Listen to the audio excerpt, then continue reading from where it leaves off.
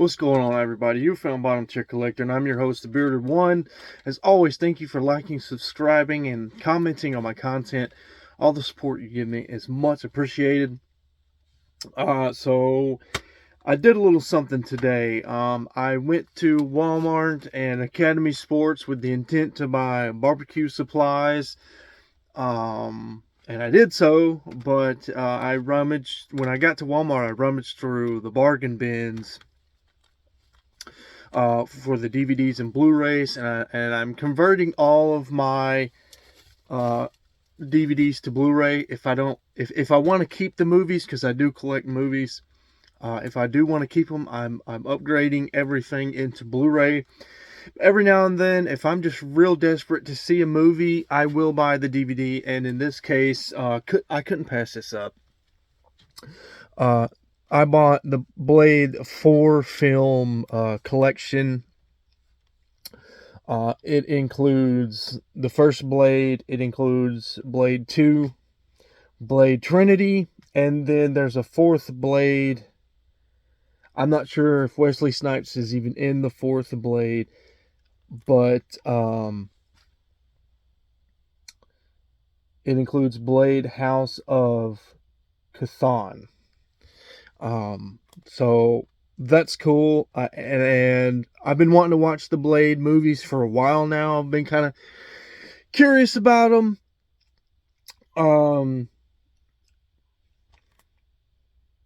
Sorry, I'm just gathering my thoughts here, reading the back of the thing, and here's what it looks like. I mean, it's nothing special, no bonus material or anything. I mean, it is just the movies. There's no ads.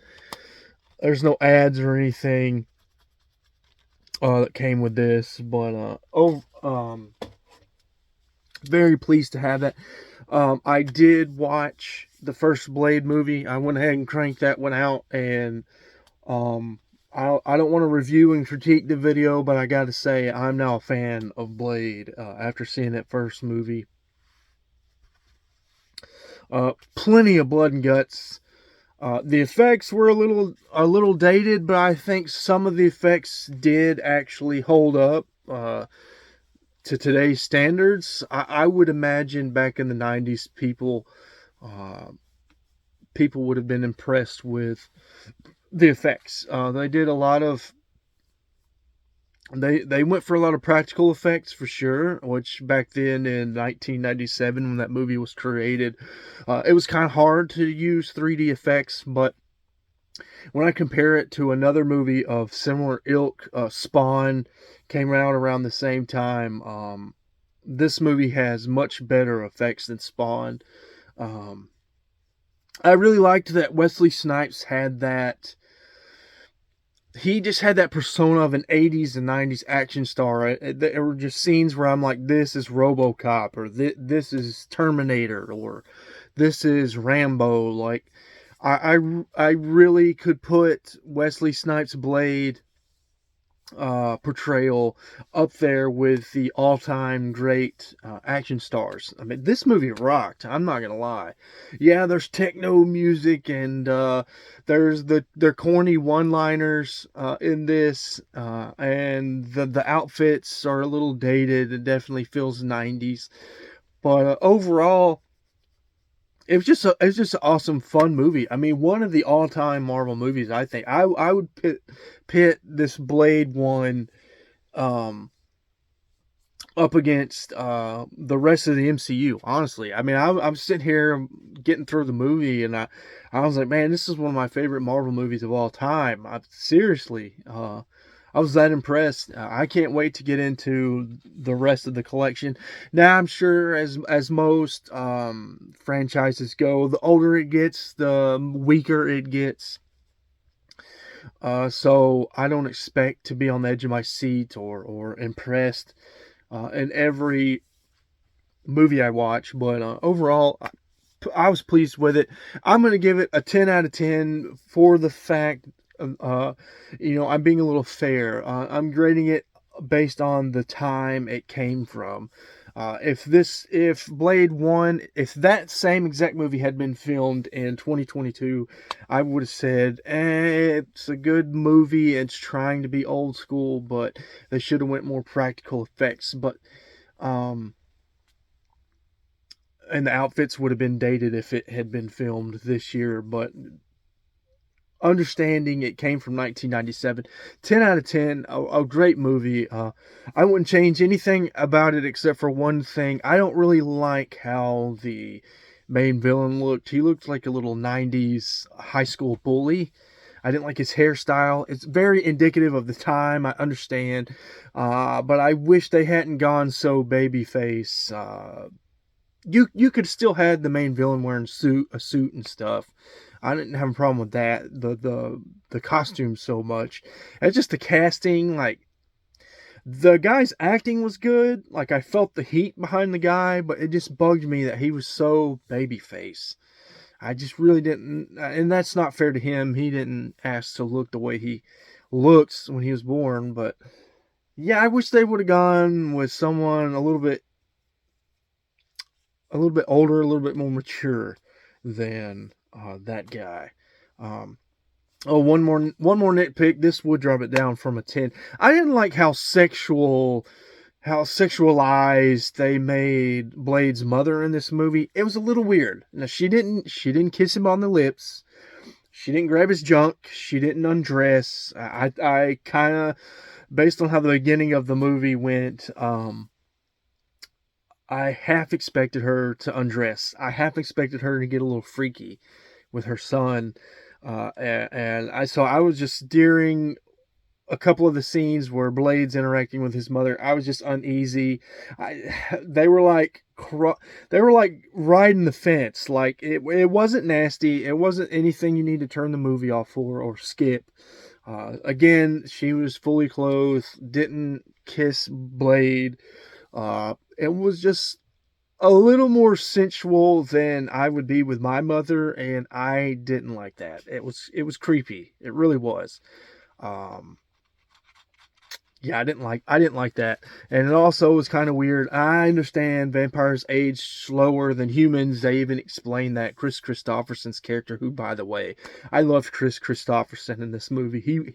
He's pretty cool. That old war veteran that's been through it all, and he's got the bum leg, but he can still hold a shotgun and shoot the crap out of some vampires.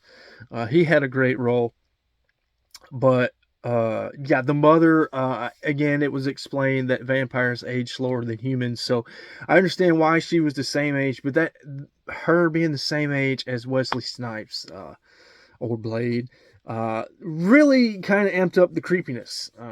So I wish they would have turned down the sensual acting of whoever was portraying Blade's mother. And then I wish they wouldn't have had such a babyface villain. But it's the first movie, and we got room to improve in Blade 2 and Blade Trinity and the House of Chthon, or whatever that's called.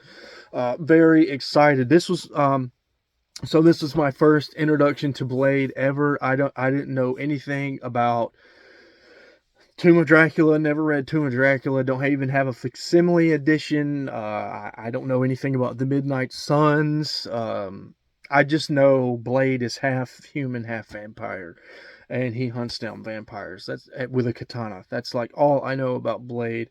I know a little bit more now about Blade now that I watched this movie, but movies aren't page for page adaptations of the source material, so I don't know how accurate that movie was to the comics either.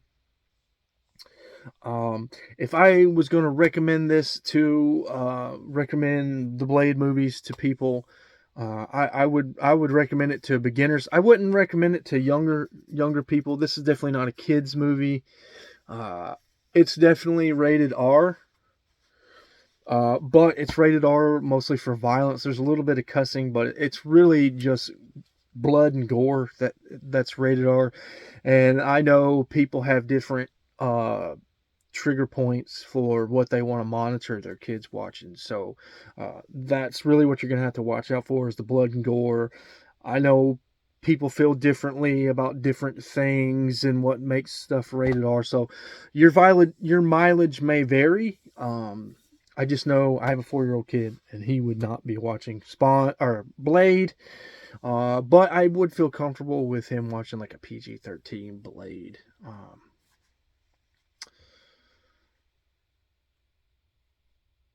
So yeah, I'm excited for Blade. I was during the slower scenes, maybe when Blade's walking through a scene and I don't really need to pay attention as much. I would sneak on eBay real quick before I needed to pay attention, and I would look up like Blade action figures. I looked up the Tomb of Dracula Tid. Like I'm pumped for Blade and what Blade's future could be in the MCU and in the comics going forward. Uh, I don't know if I'm going to collect Blade comics just because, again, um, I feel like with a little discipline, I could afford a Tomb of Dracula 10. I could chase it. However, there's another blue chip key, Hulk on 81, that I'm going to attempt to start chasing. I'm going to attempt to start saving for, and so I can't put resources into Tomb of Dracula 10. But if I had a much better paying job, if I was making bank, I would be hunting down Tomb of Dracula 10, and but I might get a trade of Tomb of Dracula or something, or um, yeah. While I'm talking about the single issues and the comics, uh, put something in the comments, like recommend me a Blade arc or a Blade series. I eBayed Blade comics, and I didn't really find a whole lot of like Blade solo titles. So I'm asking you, the community, to please put stuff in the comments about, maybe what you know about Blade, or recommend some books or series or something. Hoping to add some Blade action figures to the collection in the future. He's got some pretty sharp looking action figures. I came across a Mezco one, or they 1/12 scale. It seems a little small for what they are, but the Mezco 1/12, I think, Blade looked really cool. I could see myself saving a couple paychecks for that thing. Wasn't too terribly expensive. Um, I don't think I have anything else to say, so I'm going to wrap this up. So 10 out of 10, Blade 1. I would also like to add, WB owns the rights to these movies. And with Moon Knight now in the ether, and Morbius now in the ether, and I even think a Blade movie is confirmed, or at least the Midnight Suns movie is confirmed. Don't expect on this Blade being in the MCU or being tied into the MCU. I know it's been fun watching. So I'm going to say it this way without trying to spoil anything. I know it's been fun paying attention to Disney purchasing Fox Studios. That's public knowledge. That's all I'll say on that. And then I know it's been fun watching Sony and Marvel, Disney working together with the Spider-Man properties.